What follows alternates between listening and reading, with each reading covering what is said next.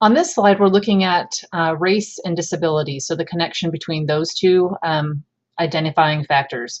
So again, we're talking about the state of Texas, and in the state of Texas, we see that about 13% of the total student population is identified with a disability.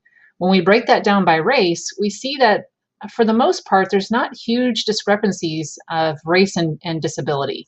So it's not like we're seeing over-identification of Hispanic or Black or white in relationship to disability. We are seeing that there aren't as many Asian students who are identified with disabilities as compared to the rest of the races listed here.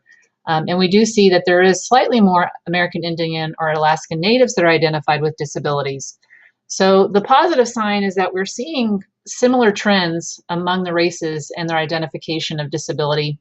We don't see these same patterns when we start looking at gifted education. We see high populations of white who are identified with gifted and less so with Black, Hispanic, Pacific Islander, American Indian, Alaska Native. And a lot of that has to do with self-identification, teacher perception,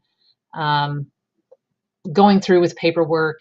So there's a lot of factors that go into identifying students. And so with some of the small discrepancies we see here, it could be any one of those factors. It could be not willing to go through the process. It could be the teachers failing to recognize disability in certain populations. So some of that's still unknown.